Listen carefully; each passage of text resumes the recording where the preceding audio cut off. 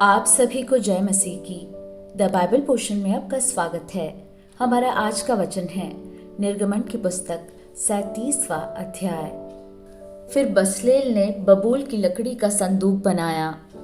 उसकी लंबाई 2.5 हाथ, चौड़ाई 1.5 हाथ और ऊंचाई 1.5 हाथ की थी।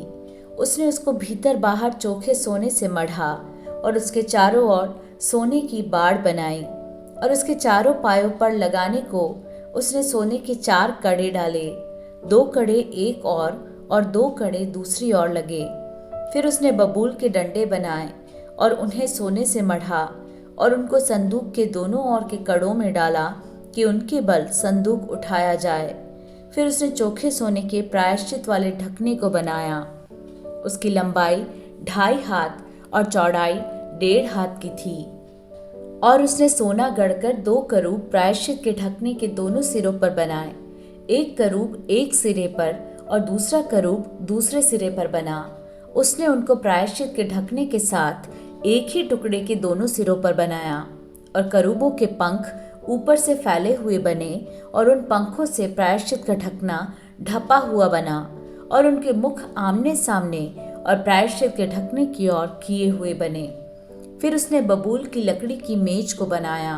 उसकी लंबाई 2 हाथ, चौड़ाई 1 हाथ और ऊंचाई 1.5 हाथ की थी। और उसने उसको चोखे सोने से मढ़ा और उसमें चारों ओर सोने की एक बाड़ बनाई। और उसने उसके लिए 4 अंगुल चौड़ी एक पटरी और इस पटरी के लिए चारों ओर सोने की एक बाड़ बनाई। उसने मेज के लिए सोने के 4 कड़े ढालकर उन चारों कोनों में लगाया जो उसके चारों पायों पर थे।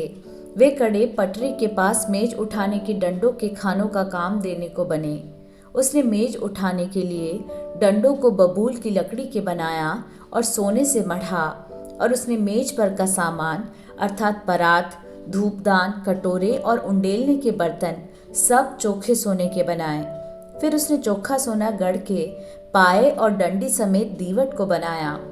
उसके पुष्पकोश, गांठ और फूल सब एक ही टुकड़े के बने और दीवट से निकली हुई 6 डालियां बनी। 3 डालियां उसके एक ओर से और 3 डालियां उसके दूसरी ओर से निकली हुई बनी। एक एक डाली में बादाम के फूल के सरीखे 3-3 पुष्पकोश, एक एक गांठ और एक एक फूल बना। दीवट से निकली हुई उन 6 डालियों का यही आकार हुआ।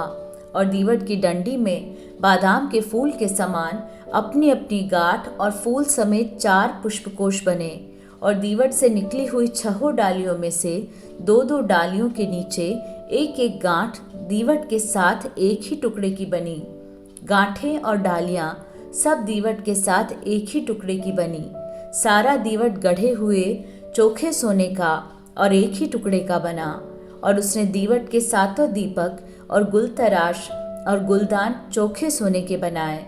उसने सारे सामान समेत दीवट को किक्कार भर सोने का बनाया। फिर उसने बबूल की लकड़ी की धूप वेदी भी बनाई। उसकी लंबाई 1 हाथ और चौड़ाई 1 हाथ की थी। वह चौकोर बनी और उसकी ऊंचाई 2 हाथ की थी। उसके सींग उसके साथ बिना जोड़ के बने थे।